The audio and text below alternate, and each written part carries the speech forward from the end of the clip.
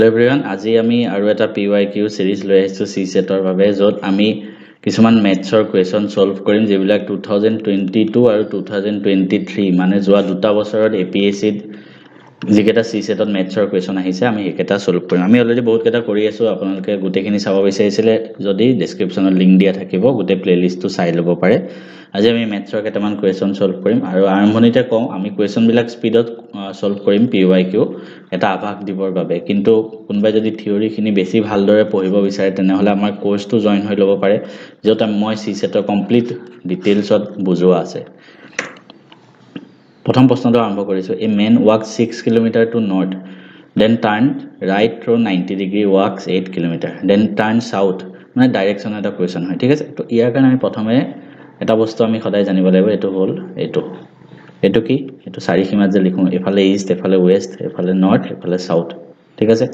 তাৰ পিছত আমি ডায়াগ্ৰামটো বনাম এজন মানুহ আছে কি প্ৰথম 6 কিলোমিটাৰ নৰ্থৰ ফালে গল মানুহটো প্ৰথম ইয়াত আছে ধৰক ঠিক আছে তাৰ পিছত 6 কিলোমিটাৰ নৰ্থ মানে ওপৰলে যাব এটো সাইডে আছে 6 লিখি দিলো তাৰ পিছত কি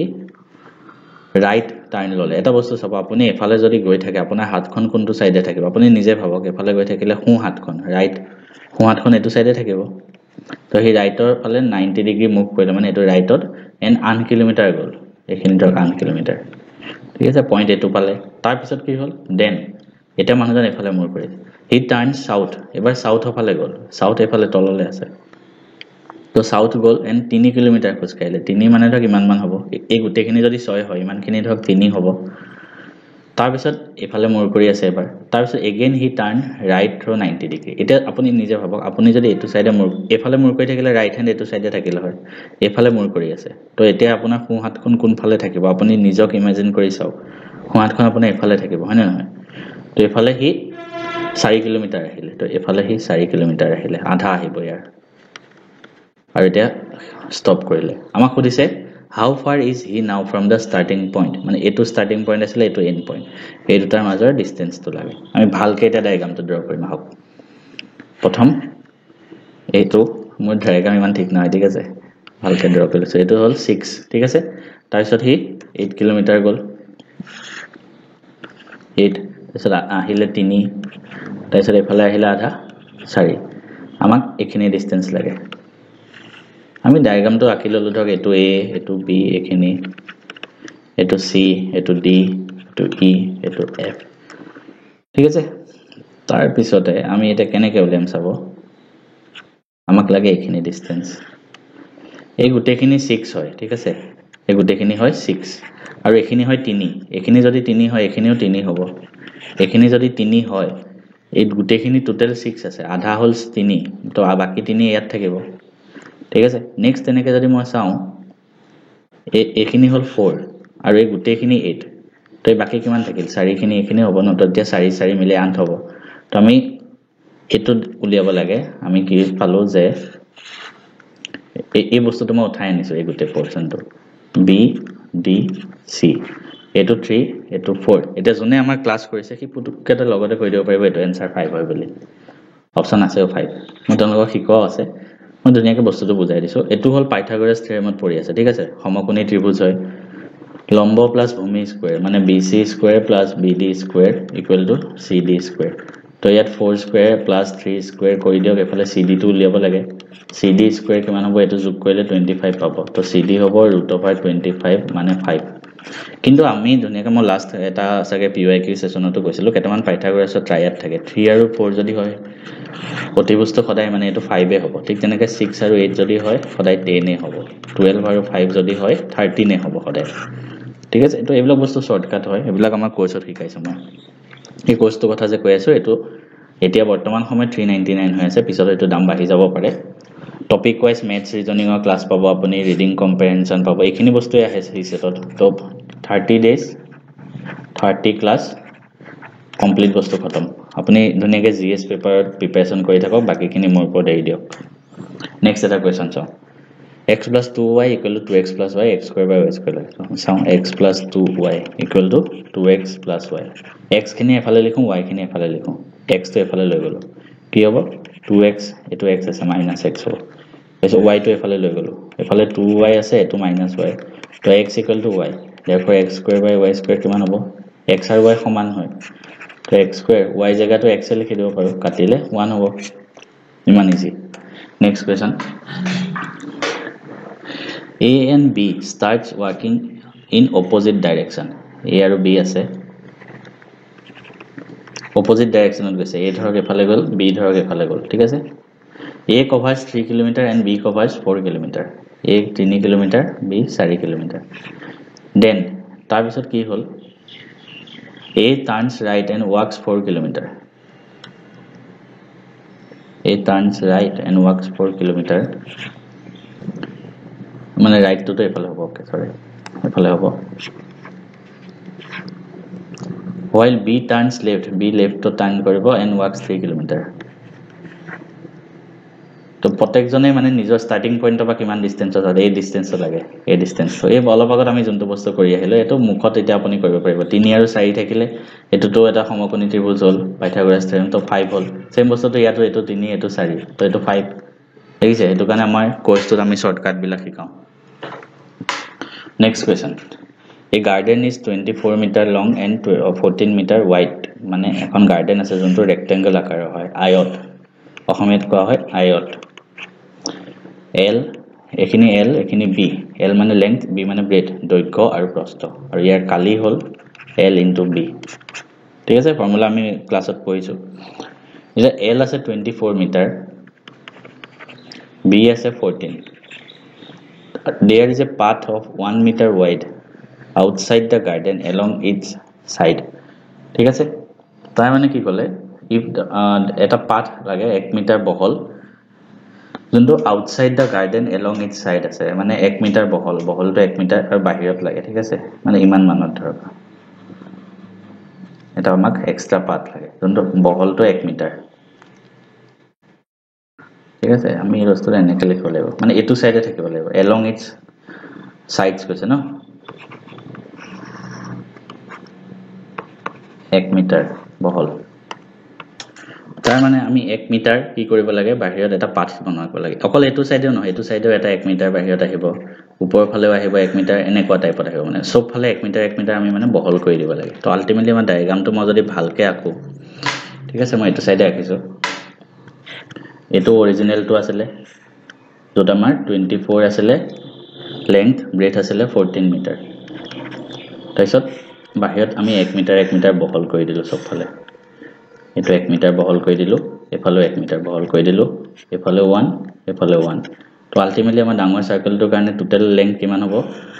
24 অলৰেডি আছে এফালে 1 বাহিলে এফালে 1 বাহিলে 2 বাহিলে মানে 26 মিটাৰ আৰু ব্ৰেথটো তেনেকৈ 14 আছে 1 বাহি গল 16 হ'ল এতিয়া আমি কি কৰিম চাওক এৰিয়া অফ ফাৰ্স্ট ভিতৰৰ ৰেক্টেংগল ইনাৰ ৰেক্টেংগলটোৰ কাৰণে লেংথ আছে 24 ব্ৰেথ আছে 14 তো L * B কৰি দিয়ক এৰিয়াৰ কাৰণে লেংথ * ব্ৰেথ 24 * 14 কৰি দিয়ক কিমান হ'ব পূৰণ কৰি চাওঁ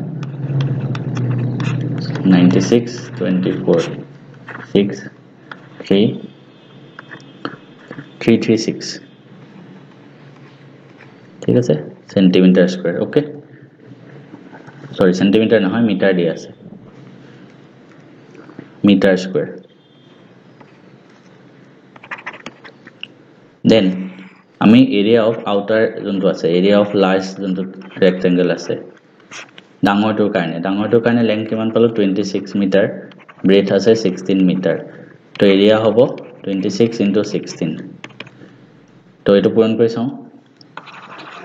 এবাৰ পূৰণ কৰি চাওঁ আমি 26 আৰু 16 16 6 গুণ 96 16 দুগুণ 48 6 9 8 17 7 8 গলে 576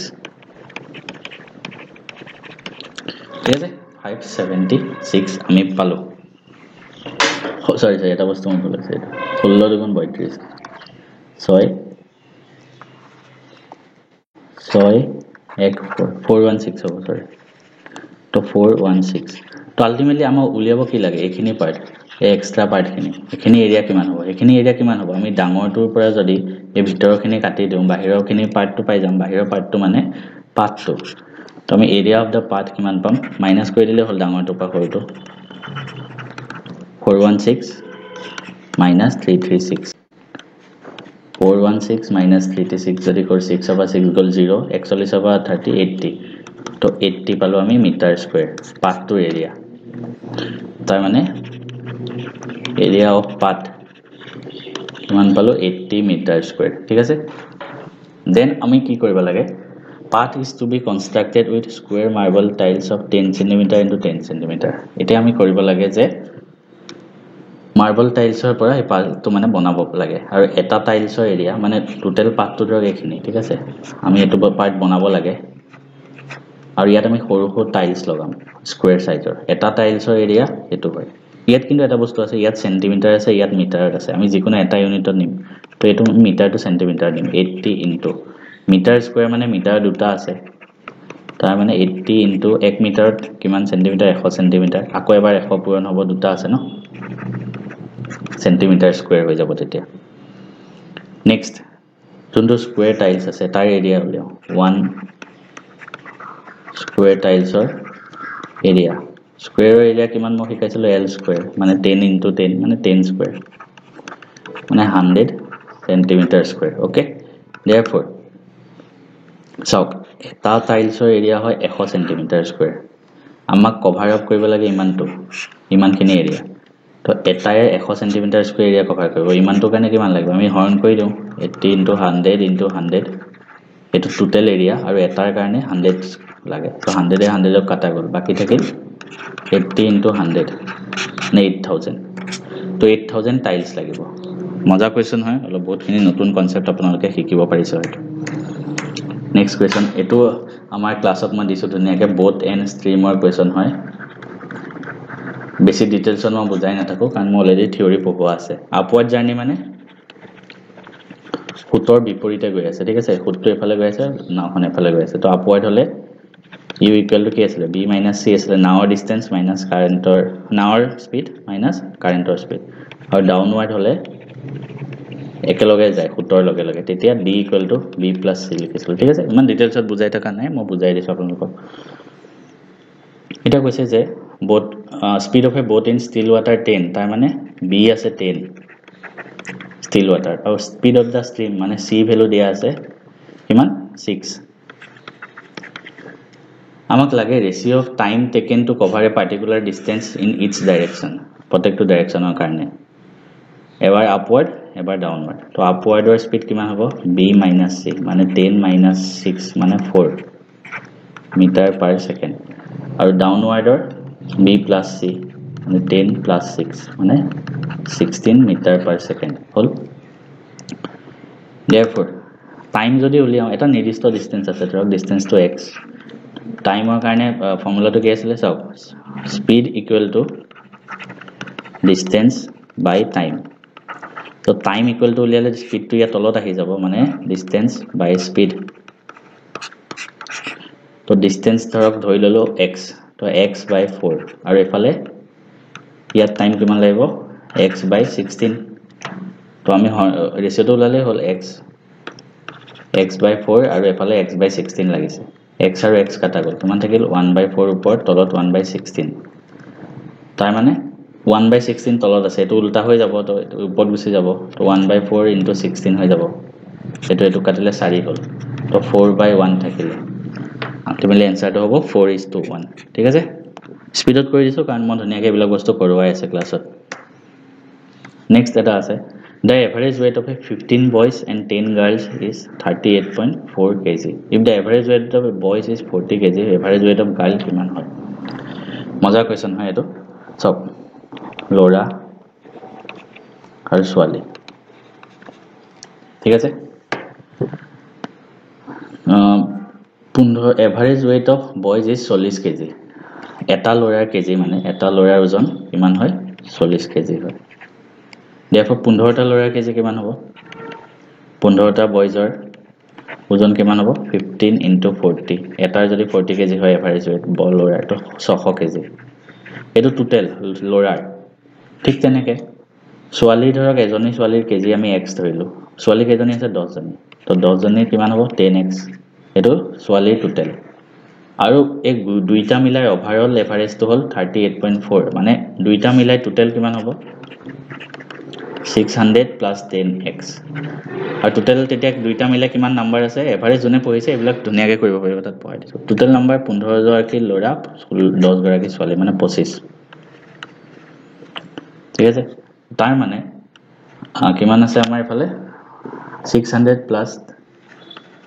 10x divided by 25 equal to 38.4 এটো পালো তাৰপিছত ইয়াৰ পৰা আপোনালোকে x ৰ ভ্যালু উলিয়াই দিয়ক এভাৰেজ ৰেটটো পাই যাব ধুনিয়াকৈ এভাৰেজ ৰেট পঢ়াই দিছো এটো কাৰণে মই কৰি থকা নাই নেক্সট এটা কোৱেশ্চন আছে কনসিডাৰ দ্য ফলোইং আৰু 26 ৰ পিছত কি আহে আমাক হেতু লাগে আমি যদি এনেকুৱা ধৰণৰ প্ৰশ্ন আহিলে ফাৰ্স্ট ডিফাৰেন্সটো চাব ঠিক আছে এনেকুৱা যেতে নাম্বাৰ সিৰিজ আহে 26 ৰ পিছত কি আহে এটো কৈছে ফাৰ্স্ট এনেকুৱা প্ৰশ্নত ফাৰ্স্ট ডিফাৰেন্স হ'ব ইয়াত 3 যোগ হৈছে ইয়াত 5 যোগ হৈছে ইয়াত 7 যোগ হৈছে আমি যদি চাও 3 যোগ হৈছে 5 যোগ হৈছে 7 তাৰ পিছত কি যোগ হ'ব লাগে 3 5 7 তাৰপিছত 9 আহে 2 2 কে বাহিলে তো 9 যোগ হলে এটো 35 হ'ব 35 ইমান ইজি ঠিক আছে তো আমি নেক্সট ক্লাছত লগ পাম আৰু এটা আপোনালোকে যদি ডিটেইলছত জানিব বিচাৰিছে আমাৰ কোৰ্সটোৰ বিষয়ে এপিএসসি সিসেটৰ কাৰণে প্ৰিপাৰেচন কৰি আছে নেকি এই ভিডিওটোত মই আপোনালোকক জনাম যে আমাৰ সিসেটৰ কোৰ্সটো যেটো লৈ আহিছে তাত কি কি থাকিব আৰু কেনেকৈ জয়েন কৰিব এই আমাৰ এপিএসসি সিসেটৰ কোৰ্সটোত আপোনালোকে লাভ কৰিব মেথছৰ 30টা চেপ্টাৰ বাই প্ৰায় 30টা ভিডিওত মই লেকচাৰ দিম গোটেই কেইটা ভিডিওৰ আপুনি গোটেই মেথছৰ কোৰ্সটো খতম কৰিব পাৰিব মই নিজে মেথছত অলপ ভাল হয় মেথছত মই মেট্ৰিকত 100 পাইছিলো অল আসাম হাইয়েস্ট আৰু হাই সেকেন্ডাৰীটো ষ্টেট হাইয়েস্ট পাইছিলো 99 তাৰ উপৰি মই জেডব্লিউএন এনডিএ ক্ৰেক কৰিছিলো ফাৰ্স্ট অটেম্পটত I was a BTech in NIT Silchar তাৰ পিছত মই 3টা বেংকিং জব ক্ৰেক কৰিছিলো 6 মান্থৰ ভিতৰত একো কোচিং নোহোৱাকে গতিকে মোৰ মেথছৰ লগত বা ৰিজনিংৰ লগত টাৰ্মছটো ভাল হয় হেতু কাৰণে মই সিসেটৰ কোৰ্সটো আপোনালোকৰ বাবে লৈ আহিছো ইয়াত মেথছৰ 30টা চেপ্টাৰ পাব তাৰ উপৰি ৰিজনিংৰ 5টা চেপ্টাৰ পাব 5টা আগতে আহা কোৱেশ্চন পেপাৰ বিলাক চাই পেলাই মই বনাইছো তাৰ উপৰি পাব ইংলিছৰ ৰিডিং কম্প্ৰিহেনশন কেনেকৈ কৰিব লাগে এই গুটেখিনি বস্তু আপুনি জাস্ট বৰ্তমান সময়ৰ কাৰণে 399 প্লাস জিএসটি চলি আছে অলপ দিনৰ পিছত দামটো বাঢ়ি যাব হয়তো তো যিমান জলদি পাৰি লৈ লওক